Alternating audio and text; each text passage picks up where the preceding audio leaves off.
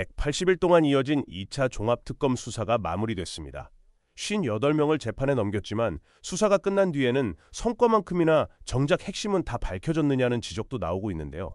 실제로 들여다보면 아직 풀리지 않은 대목이 적지 않습니다. 국정원이 계엄 과정에서 어디까지 움직였는지, 노상원 수첩에 담긴 내용은 무엇이었는지, 그리고 특검이 끝내 깊이 들어가지 못한 인물과 연결고리는 무엇인지가 그대로 남아 있습니다. 그 과정에서 윤석열, 김건희 부부 주변의 한 인물이 다시 등장합니다.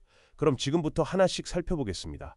영상 시작하기 전에 좋아요와 구독 한 번씩 부탁드리고 끝까지 함께 해주세요. 2차 종합특검이 언론의 관심을 못 받은 채 180일간의 수사 어제 이제 모두 다 마무리가 됐거든요. 네. 2차 종합특검 언론의 관심을 받지 못했음에도 불구하고 대한민국 기자들 가운데 2명의 기자가 끝까지 취재했던 사람들이 있었습니다. 아유, 맞아요. 정말 훌륭한 기자입니다. 네. 취재력은 대한민국 최고, 전달력은 세계 최저. 둘 중에 누굴까? 아니, 둘 다. 둘 다. 대한민국에서 취재력은 너무 좋아. 하지만 전달력이 안 좋은 3인방이 있어요. 3인방이요? 예, 최고 맏형이 주진우. 자, 이제 여기서 이 부분 봐야 됩니다. 지금 얘기합니다. 내가 언제 자, 그랬어? 2차 종합특검. 자, 2차 종합특검. 김건희가 여기서 굉장히 중요한 부분이 납니다. 자가 너무 많아, 그래서 진짜. 내용 들으려면 5분 기다려야 돼. 자가 너무 많아, 중간중간. 주진우. 자료도 있잖아. 맏형. 두 번째 이명수. 세 번째 오혁진. 이렇게 3인방인데요. 2차 종합특검은 그 가운데 2명이 담당을 했습니다. 한번 만나보겠습니다.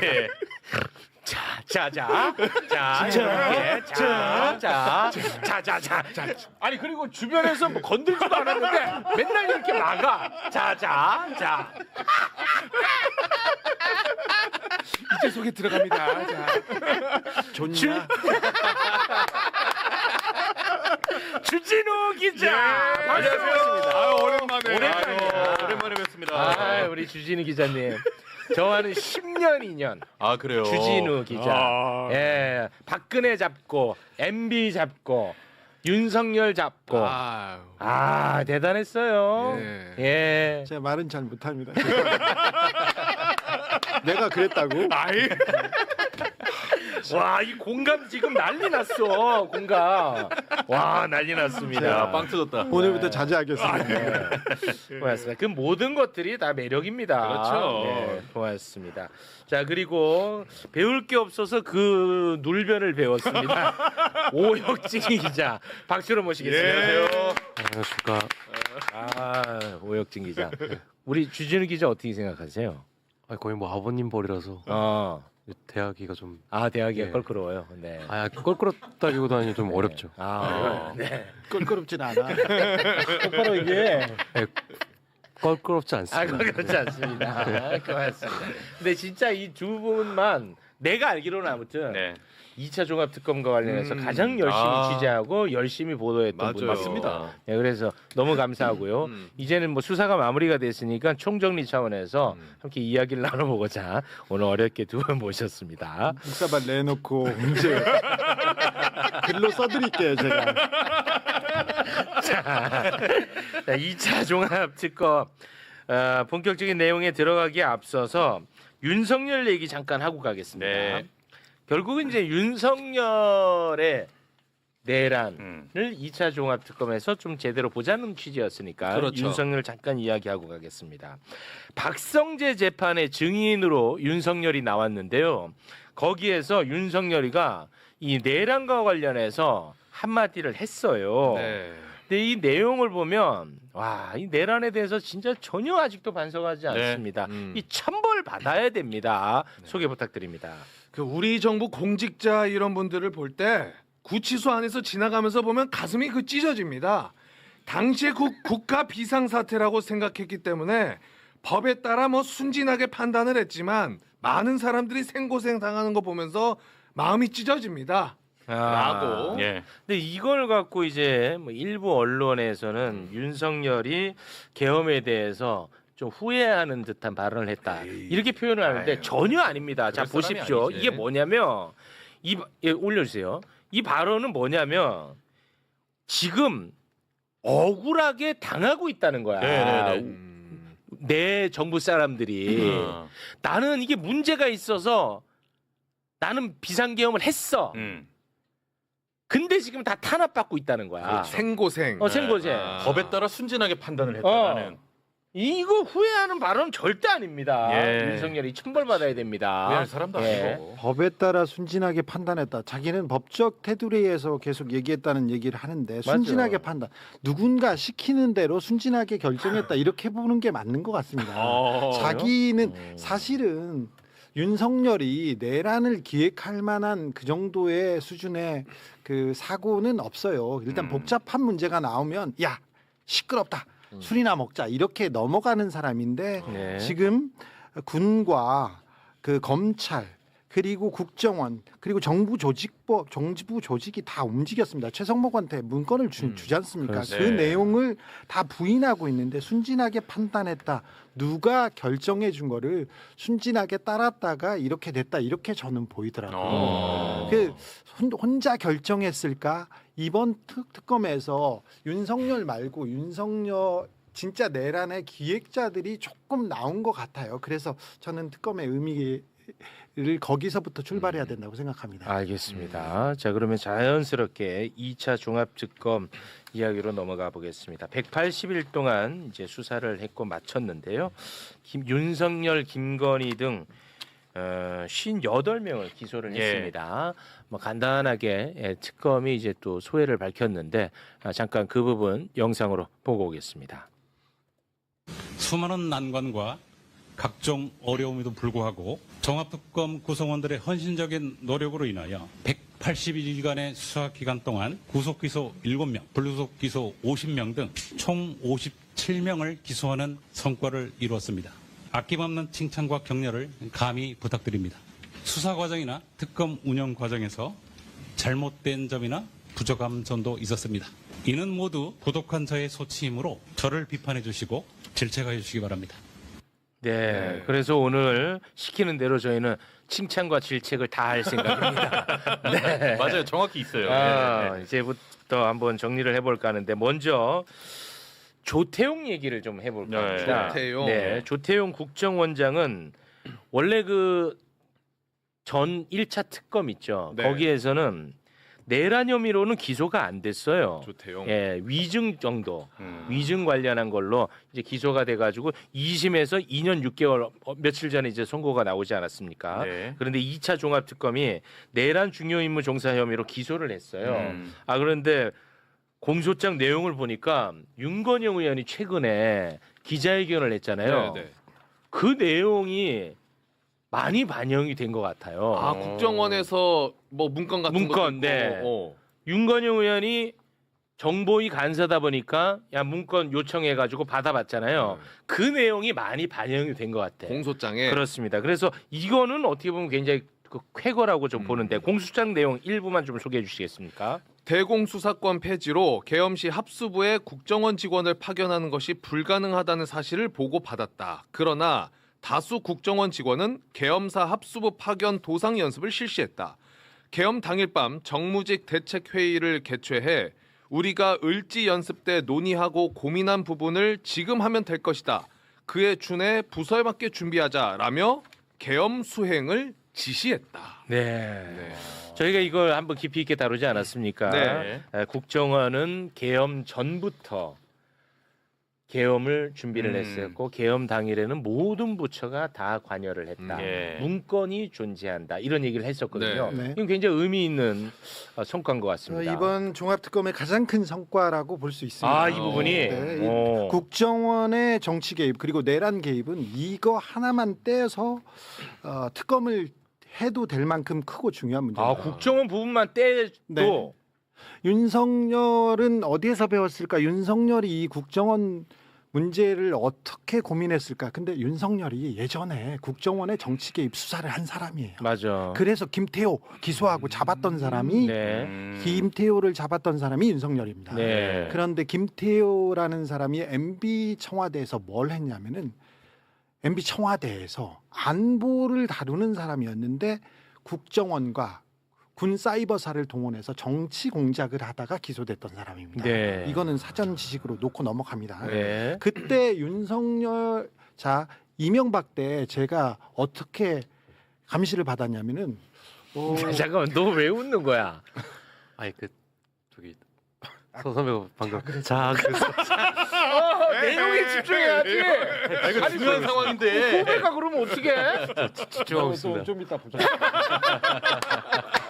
이 중요하다니까. 우리 주진우 기자가 지금 세운 가설 중에 하나가 뭐냐? 네. 윤석열의 계엄 헤드를 담당한 데가 김태효 국정원 아니겠느냐? 이런 가설을 세운 사람이에요. 지금 네 가능성이 높다고 봅니다. 예. 왜냐면 그 전에 했던 사람이었고 제가 이명박 때 박근혜 때 어떻게 감시를 받았냐면 국정원은 국내 정치에 개입할 수 없어요. 그리고 개입할 수 없고 문건을 만들 수도 없습니다. 민간인 사찰입니다. 맞아요. 그러면 어떻게 그냥 모자를 씌우냐면은 저 사람이 종북 좌파다. 맞아. 근거도 위의 없이. 세력이다. 그렇지. 그렇죠. 대공 혐의점이 있다. 예. 이렇게 만들고 맞아. 그래서 조사를 하는 겁니다. 네. 근데 이 부분이 이렇게 사라졌어요. 그런 오늘 명진 스님 입적 연결식이 있었지만 명진 스님도 정권을 비판하자 대공 혐의점이 있다고 그 국정원의 사찰을 받았습니다. 김재동은 경북에서 태어났는데 자꾸 종북이라고 해가지고 그 국정원의 사찰을 받았었습니다. 네. 저도 마찬가지고요. 저는 김어준하고 이렇게 다니지 않습니까? 그런데 김어준하고 저하고 이상한 관계다 이런 얘기도 있었고요. 더럽게. 네. 그러면 그런 보고서를 국정원에서 써서 올려요. 이게 말도 안 되는데 대공 혐의점이 있기 때문에 위의 세력이기 때문에 이걸 조사한다 이렇게 얘기했는데 그 국정원법을 개정하면서 이게 다 사라졌는데 네. 윤석열 때 국정원이 움직임이 시작됩니다. 처음에 캐비넷이 열리고 체포 명단이 작성을 초안을 국정원에서 했을 것이라는 그런 그 보고가 나왔지 않습니까? 맞아요. 네. 근데 그 부분도 국정원에서 김태효한테 직보했어요. 윤석열 정부 초기에 예. 이 팀을 만들어서 김태효한테 직보했어요. 맞아요. 이 부분은 윤석열한테 갔을 거예요. 맞습니다. 자, 그리고 그때 대공 수사권 얘기가 나와요. 맞아. 을지훈련 때, 계엄 때 어찌 국정원이 움직일 수 있냐? 국정원은 국정원법상 못 움직입니다. 그런데 대공 수사권이 생긴다면 대통령이 그런 지시를 내린다면 살아날 수 있어요. 그걸 준비를 해놓은 거예요. 그렇지. 준비를 해놓은 거예요. 그래서 계엄 당일에 윤석열이가 홍장원 차장한테 그 얘기를 하잖아. 그렇죠. 내가 잘 알지. 그렇지. 나 이해도가 높은 사람이야. 그렇네. 나는 이거 중요하게 보는 사람입니다. 알았어. 국정원 부분. 그게 중요해. 자, 그러니까 그렇지. 국정원이 계엄에 그 관여할 가능성, 대공 수사 그리고 민간인 캐비넷 이런 걸 준비를 해놓고 움직인 겁니다. 그렇지. 그리고 내란 당일날 국정원은 텔레비전 보고 알았어요 이렇게 말을 했지만 그렇지. 사실은 계엄하자마자 국정원 직원들이 다 출근합니다. 그렇지. 거의 많은 부서에서 막 한 부서에서는 130명 거의 다 출근을 해요. 맞아. 그리고 계엄을 10시 반 그래서 11시 가까운 시간에 선포를 했는데 11시 10분 넘어서부터 보고서가 막 올라와요. 그렇게 빨리. 그러니까 이 사람들이 그러면 출근하면서 머릿속에 해가지고 졌다고? 그럴 수가 없지. 그렇죠. 그 보고서가 하나씩 둘씩 나왔는데 그 중에 하나가 윤건영 의원께서 공개한 보고서. 네. 이번 종합특검은 국정원 직원들 몇 명이서 한 7, 8명이 직접 파견 나와서 저 구석방에서 자기네들끼리만 수사를 계속했어요. 내부도 모르게. 그러면서 누가 움직였고 언제부터 나왔고 그러면서 이 쾌거야. 문건을 몇 개 공개했는데 그 내용만 보면 국정원이 이 계엄의 컨트롤 타워 기획자였을 가능성이 높다. 그리고 국정원에서 대통령실로 윤석열한테 보고하는 길에 가장 중요한데 김태효가 있었다. 네. 굉장히 이거 엄청난 쾌거. 이거는 1차 특검에서는 이걸 다 놓치고 있었거든요. 네, 다루지 못했죠. 이거는 굉장히 쾌거. 이거는 칭찬받아 마땅하다. 네. 어떻습니까? 그 방금 선배가 말씀하신 내용 중에서 중간에 제가 하나 말씀드리고 싶은 게 하나 있는데 2022년 5월부터 그렇게 뭐 국정원 내부에 약간 정치 공작이 시작된 건 맞거든요. 근데 그때 이제 김규현 원장 시절이에요. 그때 이제 비서실장이었던 이미 이름이 공개가 된 적이 있으니 그냥 말씀드리면 대북 방첩 센터장이었던 사람이 있습니다. 김준영이라고. 이 사람이 내부에서 인사 파동으로 이제 사고 쳐서 이제 잘립니다. 그러다가 2024년 초에 방첩국장으로 신임으로 누가 오냐면 그 용산에서 근무하던 애가 들어갑니다. 대통령실. 네. 그러니까 대통령실에서 근무하던 사람이 갑자기 국정원 방첩국장이 돼요. 이 사람이 그 김규현 전 원장 시절부터 이어지던 그 민간인 사찰이라던가 이게 망가지면 안 되니까 이 틀을 잡아가지고 계속 이행하려고 대통령실에서 꽂은 겁니다. 이 사람이 지속적으로 이제 김태효 급이 2차 장사나 정보현안 대응팀에다가 보고를 했고 그거를 이제 그 팀이 계속 대북 방첩 센터에서 방첩단에서 현안 TF에서 계속 이어진 겁니다. 근데 이게 제일 특이했던 게 이 TF 조직이 국정사상 처음으로 되게 특이하게 만들어진 게 1차장이나 2차장 산하가 연합된 조직이에요. 이런 사례가 없습니다. 그러니까 민간인 사찰을 뭐 대북이랑 방첩이랑 서로 분리가 되어 있는 조직인데 합쳐가지고 적극적으로 했다고 볼 수밖에 없죠. 네. 1차장은 홍장원 차장이고 1차장은 해외 공작 그러니까 해외 정보를 이렇게 담당하는 분인데 그런데 이 팀을 꾸리는데 그리고 그 정보 보고하는데 청와대와 그러니까 대통령실과 국정원의 라인이 누구였냐 거기에 계속해서 겹치는 이름이 홍장원 차장이라고 이 종합특검팀에서 판단하고 있다는 거죠. 수사에서는 그렇게 판단합니다. 두 가지 재밌는 점이 있는데 이제 이해가 높으니까 여기까지 얘기하죠. HID 요원 오혁진이 계속 수사.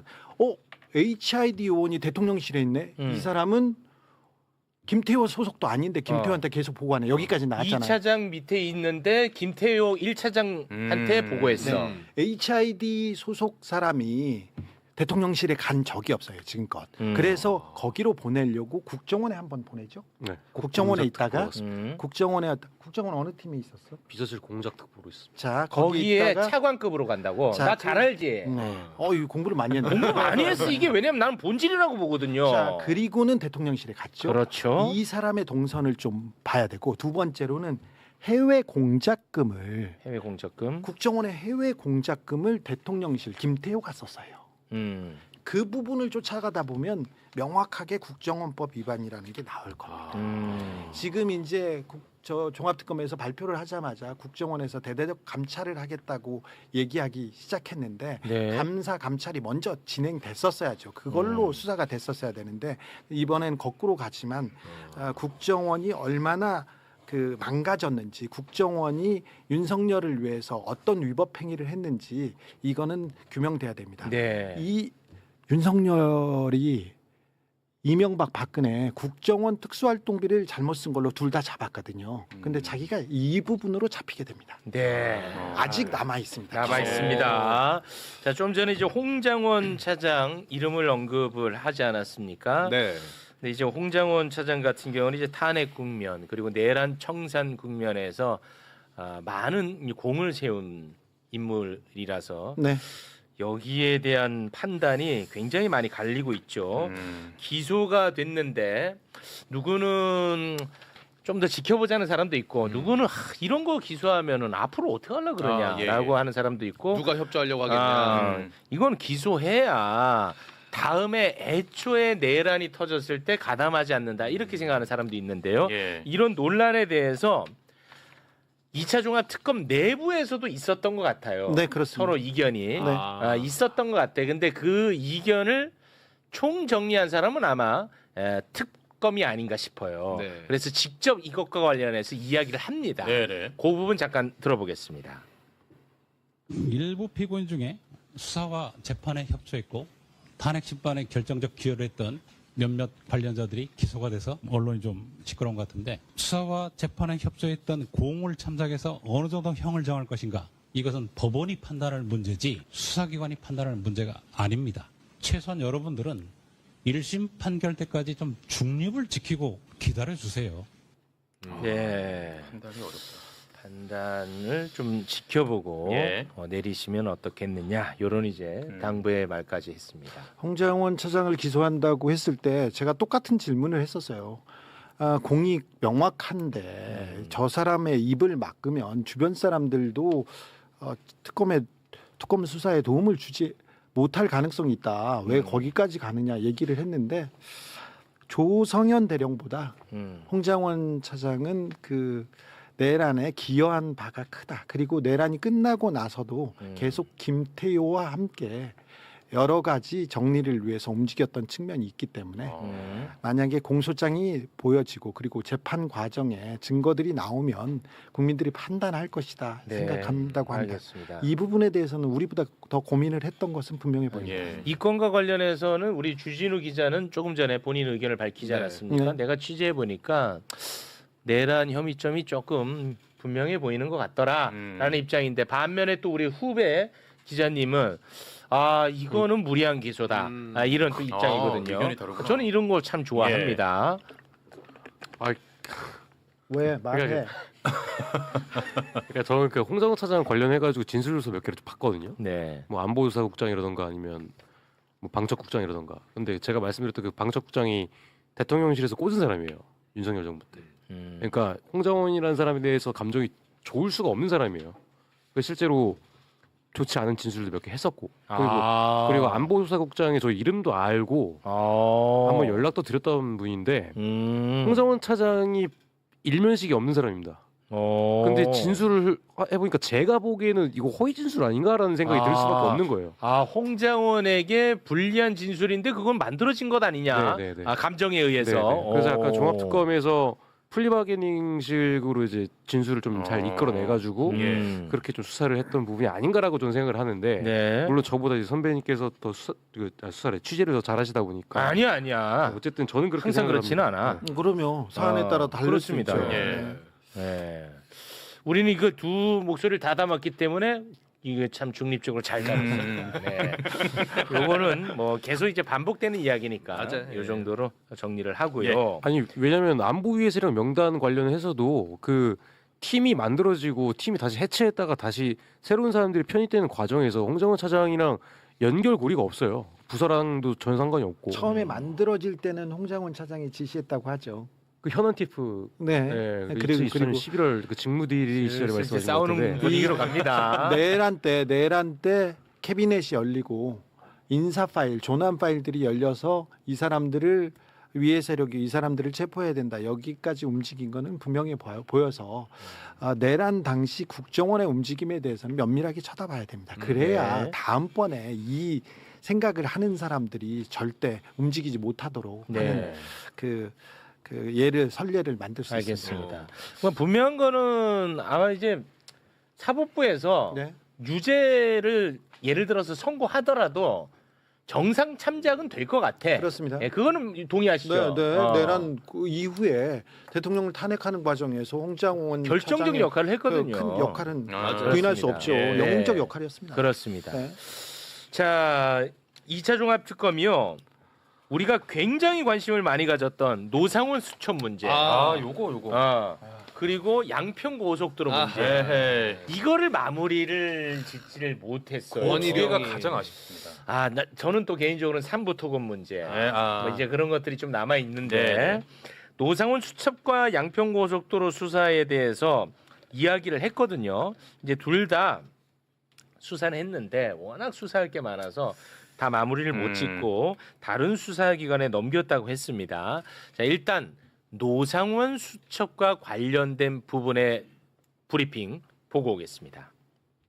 노상원 수첩 이건 매우 중요한 사건이고 중요한 단서이기 때문에 저희들이 처음부터 수사팀 하나를 배정을 하고 집중적으로 조사를 했습니다. 구체적으로 이렇게 하나하나 모든 디테일한 정보를 수집하고 자료를 수집해서 조사를 하다 보니 너무 많은 시간이 걸렸습니다. 검증 결과가 참 공개된다면 여러분들은 참 엄청나게 놀랄 텐데 공개가 참 어렵다는 점이 아쉽습니다. 이건 나중에 국수본이든 어디를 넘어가든 장기간 추가 수사가 필요하기 때문에 넘기게 됐다.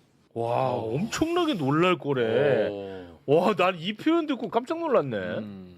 노상원. 이게 핵심이거든. 그렇죠. 네, 핵심이죠. 예. 네. 혹시 뭐 어떤 느낌인지를 아시나요? 뭐 때문에 저렇게 제가 놀란다고? 저 말고도 봉지욱 선배가 몇 번 언급을 했던 건데요. 네. 그 약간 뭐 조직 공작이라고 보시면 됩니다. 그러니까 그 조직 공작이라는 게 되게 좀 제가 그 좀 그냥 포괄적으로만 말씀드리면 네. 공작 중에서도 여러 가지 종류의 공작이 있는데 네. 그 중에서도 가장 위험한 단계가 조직 공작이라는 겁니다. 그게 뭐죠? 그러니까 조직 공작이 제3국에다가 제3국이 예를 들어서 공산주의 국가예요. 공산주의 국가에 이제 그 나라의 대장이 있을 거 아니에요. 뭐 김정은 같은. 그럼 김정은에 반감을 갖고 있는 사람들이 있잖아요. 네. 그럼 반란 세력을 만든 겁니다. 아. 네. 제3국 내부적으로 반란 세력을 만들어낸다. 예, 맞습니다. 그런 형식의 공작이 이제 정보사 내부 안에 그 프로젝트나 뭐 작전 내용으로 기밀로 조난이 되어 있고 그거를 실행하려고 이제 서해안이나 남해안에 그런 시설들이 갖춰져 있고 그 모든 것들이 공개되면 이제 정보사 작전 자체가 노출되는 군사 안보 좀 위기 그런 부분이 있기 때문에 네. 종합특검에서도 이 부분을 전체적으로 공개하는 건 국가 안보에 좀 손실이다라고 판단을 한 것 같습니다. 네. 그리고 그 봉지욱 기자가 이제 매불쇼에 나와서 이야기한 게 있는데 이 노상훈 수첩 관련해 가지고 적극적으로 수사에 도움을 줬던 그 국회에 나왔던 분 있죠? 박보 씨. 예, 박준준 폭파 네, 쫓기 네. 관련. 예. 저희는 그래서 별명을 폭사라고 부릅니다. 아 폭사라고요? 네, 그래서 예. 자기 옛날에 블랙 활동을 하던 시절에 닉네임이 붙여진 것 같아서 기분 좀 좋아하십니다. 아 좋아합니까? 네. 그러니까 아무튼 이제 그분이 굉장히 많은 도움을 줬는데 이 맞아요. 봉지욱 기자 얘기입니다. 매불쇼 나와서 네. 그랬는데 그분에게 혐의점을 씌워가지고 처벌을 하려고 했나봐. 그래서 화가 많이 그분이 났다. 화가 많이 나서 음. 결국 더 깊이 못 들어갔다고 봉지욱 기자가 얘기했거든요. 선배 먼저. 전체는 아닐 것 같고 뭐 기분이 나빴나 보죠. 네. 근데 내란 특검이 처음에 노상훈 수첩에 대해서 접근을 못했어요. 막판에 몇 가지를 해독하면서 실마리를 풀었는데 네. 제대로 된 수사가 안 돼서 그걸 바탕으로 지기현 판사가 그 노상훈 수첩은 증거 능력이 네, 조잡하다고. 네, 인정될 수 없다고 그었었는데 네. 그래서 그런데 이번에 종합특검에서는 계엄의 초안이 담긴 가장 중요한 증거라면서 노상훈 수첩 해독에 처음부터 열을 올립니다. 그러면서 박중령을 모셔다가 얘기를 했고 그 암호 해독 그 노상훈 수첩을 해독할 만한 사람들이 몇 붙어가지고 계속했습니다. 네. 지읒자 하나, 비읍자 하나 가지고 계속 토론을 하면서 하나씩 두씩 맡아갔는데 네. 나중에 보면 매우 충격적인 내용은 암살, 요인 암살 그 부분이었을 거예요. 독약이 나오고 폭발물 나오고 그다음에 폭사, 독사 이러면서 누구를 갖다가 제3국, 연평도 어디, 벙커도 나오고 공해상에서 어떻게 없애겠다 그런 그림을 다 그리기는 했습니다. 네. 그런데 좀 안타까운 것은 이게 국수본으로 넘어가거나 다른 데서 넘어갔을 때 네. 이렇게 내밀하게 분석해낼 수 있을까 그런 팀이 만들어질 수 있을까 걱정스러운 과정에서 지금 수사를 넘겼는데 한두 개라도 기소해놨다면 오히려 재판 과정에서 노상훈 수첩이 더 공개되면서 이 해독이 더 좀 되지 여론도 않을까. 붙고. 예. 그건 누군가가 소명의식을 갖고 저는 작가 같은 사람들 그리고 심리학자, 기자들 그런 사람들이 모여서 수사 다른 영역에서 노상훈 수첩을 해부하고 해독해내는 과정은 반드시 필요하다고 봅니다. 네, 알겠습니다. 시간이 없어서요. 예. 그 끝으로 두 분은 이제 관심 있게 많이 보신 분들이니까 요 부분은 좀 수사가 됐어야 되는데 하는 부분을 조금 지적을 해주시면 좋을 것 같아요. 저는 김건희가 내란에 관여하지 않았다는 내란 특검의 발표를 믿지 않습니다. 나는 그게 아쉬워. 그냥 그렇지. 열어놨어야지. 그렇지. 열어놓고 이렇게 놨어야 되네. 김건희는 진짜. 관여하지 않았다 이렇게 발표했던 부분 저는 믿지 않습니다. 네. 대통령실이 내란을 몰랐다. 저는 믿지 않습니다. 그런데 김건희의 역할이 매우 크고 중요했고 그리고 김건희와 김태효만 내란 날 알리바이가 있었지 않습니까? 그렇습니다. 그 두 사람이 가장 위험한 사람이었어요. 그렇죠. 거기다가 플러스 김건희와 윤석열은 건진과 가장 내밀한 관계였고 끝까지 선거 과정에 숨겨진 선대위원장은 건진이었어요. 그리고 그 선거가 끝나고 나서 진짜 인수위원장은 건진이었습니다. 그 이후에도 마찬가지입니다. 그래서 김건희와 건진의 역할을 파고 들어보면 네. 내란의 실체, 내란의 기획자가 나오지 않을까 이 생각이 있습니다. 그러니까 주진우 기자님은 건진이 내란과도 연관이 되어 있다라고 보는 입장이에요? 김건희 윤석열은 모든 문제를 무속인과 상의합니다. 모든 문제 어떤 경우냐면은 뭐 자기 직원들 있지 않습니까? 네. 채용할 때 무속인한테 보여줄 수 있지. 보여줄 수 있어. 뭐 누구 관상을 보고 채용하는 그런 기업도 있지 않습니까? 그런데 채용했던 직원을 2년 3년간 가장 가까운 직원이요. 유경옥 같은 사람들. 네네네. 자, 올해 이 사람의 운세가 어떻습니까?를 물어봐. 그래서 운세가 안 좋습니다. 그럼 잘라요. 측근의 운세가 안 좋다 그러면. 그리고 그 다음에 데려와요. 그리고 다른 2년 동안 잘 지내던 본부장이 있습니다. 이 사람을 건진한테 보여줘. 이 사람은 어떻습니까? 아우라가 좀 보입니까? 그 아우라가 뒤에 빨간색입니까? 파란색입니까? 그런 말도 안 되는 얘기를 해서 다시 일을 시킵니다. 모든 결정을 그랬습니다. 결혼도 인생의 가장 중요한 부분도 그랬기 때문에 말도 안 돼 그러지 말고 김건희 윤석열은 무속에 대한 관점을 조금 더 파고들어야 됩니다. 얼굴 박사 백재권 있잖아요. 네, 백재권. 그 사람은 관저 이전 그리고 악어상. 그 이후에 그리고 내란 이후에 김용현이 자수할 때 검찰한테 자수할 때 그때 누구 전화했냐면 백재권 폰이었어요. 그때도 있었습니다. 자, 건진하고 백재권 이런 무속인들을 파헤쳐 보면 김건희와 윤석열의 결정, 판단 근거가 나오는데 이 부분을 뭐라고 해야 되나 조금 그렇게 생각하지 설마 마시고 그러겠어. 설마 그랬어요. 그러면은 종합특검은 그 부분에 대해서는 일절 보지 않았어요? 잘 보지 않았어요. 일절 안 근데 김건희 특검과 내란 특검도 처음에는 좀 들여다봤어요. 네. 그런데 보지 않았는데 가장 중요한 결정은 다 그 사람 속에서 있다. 지금 김건희가 감옥에서 감옥에서도 그런 분들하고 이렇게 소통해요? 소통합니다. 그럼 팩트예요? 팩트죠. 내가 팩트한 얘기는 한 적이 있어. 근데 자꾸 꿈 얘기로 얘기합니다. 꿈 얘기. 내가 어떤 꿈을 꿨어. 너는 어떤 꿈을 꿨니? 그러면서 그걸 해몽해 오라고 해서 지금 무속인들하고 이렇게 소통하고 있어요. 아직까지도 해몽해 오라고. 꿈. 그러니까. 뭐 인셉션이네. 그렇죠. 인셉션. 제가 그 꿈 어떤 꿈을 꿨고 어떻게 해석해 오라는 거는 제가 자료를 곧 공개하겠습니다. 아니 근데 오늘은 말씀을 잘하시네. 아니 박지사님 그렇게 해놔. 내가 어떻게 얘기한다고? 말 잘하시네. 앞에 저렇게 조롱을 해놓으니까 이 조롱 효과가 30분은 가네. 아니 말을 너무 잘했어. 나 깜짝. 나는 아나운서인 줄. 아니 나름대로 KBS에서 앵커도 하고 그랬어요. 근데 김어준 방송에서는 내가 말을 하잖아. 그러면 뒤에 자르고 들어오는 거야. 그래서 주어 얘기했더니 수어를 못했어. 근데 야 쟤는 주어 수어가 안 맞아. 방송 안 느네 말 못해. 그래가지고 사람들이 다 내가 언어장애 있는지 알아요. 오늘 말씀 잘하시네. 사람들 만나면 말을 하시네요 이렇게 얘기해. 오늘 내용도 좋고 일목요연하게. 말씀 잘하시네. 처음에 그렇게 죽여놓고.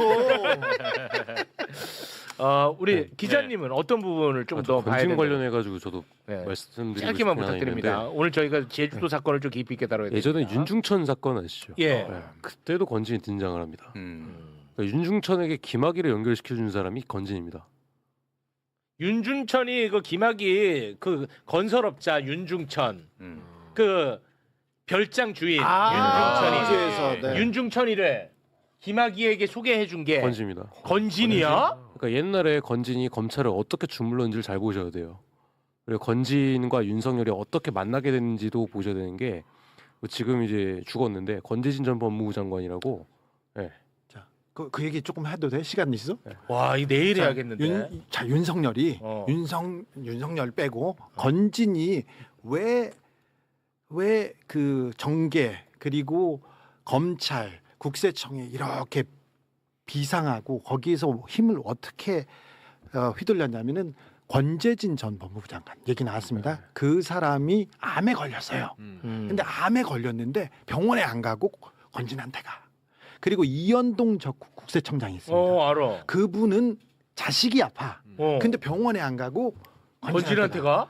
윤한홍이라는 사람이 있습니다. 윤한홍은 부인이 암에 걸렸어. 근데 병원에도 가고 권진한테 가. 자, 잘 보십시오. 국세청 그리고 윤한홍은 뭐 행정관료였고 근데 윤한홍은 지금 윤핵관이야. 의원이 의원이죠. 괜찮겠어요? 괜찮아. 다 알고 있지. 다 그래? 돼 있어. 자, 권재진 요렇게 그 사람들을 아픈 사람들을 데리고 있어요. 데리고 있어. 그리고 국정원에 굉장히 높은 사람의 자식이 아파. 그럼 그 사람을 케어해 주면서 그 사람들 권재진과 이현동과 윤한홍 그 사람들의 사랑방이 역삼동 그 아크로비스타? 아니 역삼동의 저 건진법사의 법당입니다. 아, 법당. 네, 건진법사 법당은 원래 어. 전경환 그러니까 전두환의 형이 있지 않습니까? 그 형제의 집이었는데 그거를 임차해서 쓰면서 내가 이런 관계다 하면서 TK 그리고 권력층의 매우 높은 사람들하고 교류하면서 거기에 이제 검사들이 국세청에 있는 사람 다른 사람들이 드나듭니다. 그래? 거기에 드나들던 사람이 김건희였고 윤석열도 따라간 거죠. 건진은 그냥 보통 사람이 아니네. 건진이 보통 사람이 아닙니다. 오. 근데 자기 앞은 아무것도 몰라. 자기 앞은 아무것도 몰라가지고 이 사람이 경마에 빠져가지고 재산을 탕진하거든요. 그런데 건진이 하루 자기 앞을 보면 잘 맞춰야 될 거 아니야. 몇 번 마가 1등 하는지 알아야 될 거. 돈 주고 다른 데 정보지 사고 있더라고. 근데 계속 잃어요. 진짜야. 내가 그 자료 가져올게. 그 다음에 건진 얘기 중요해. 그렇지. 건진 얘기 중요하다니까. 과천 많이 갔겠네. 그러니까 주진우 기자의 취재 결과 건진은 그야말로 핵심 인물로 보시는 거군요. 그렇습니다. 네. 내란도 역시 핵심 인물로 보시는 그럴 겁니다. 거라고 보입니다. 알겠습니다. 네. 김태효와 건진은 매우 중요한 사람이기 때문에 여기를 더 수사해야 된다. 내란의 본질을 그거를 말합니다. 마치 무슨 허황된 이야기인 것처럼 받아들이지 말고 이거를 한번 좀 수사를 해보는 게 어떻겠느냐가 핵심입니다. 건진은 다 아는데 3번마의 속도는 모른다. 네, 4번마 속도는 몰라요. 몰라. 예, 알겠습니다. 야, 오늘 잘 모셨네. 말씀을 참 잘하시네. 말씀을 잘하셔. 야, 지금껏 그래놓고 지금 말씀 잘하시네. 갈 때 되니까. 네, 두 분과는 여기서 인사를 나누겠습니다. 두 분 대단히 고맙습니다. 감사합니다. 오늘 준비한 내용은 여기까지입니다. 여러분은 어떻게 보셨는지 댓글로 의견 남겨주시고 구독과 좋아요도 부탁드립니다. 다음 영상에서 다시 뵙겠습니다.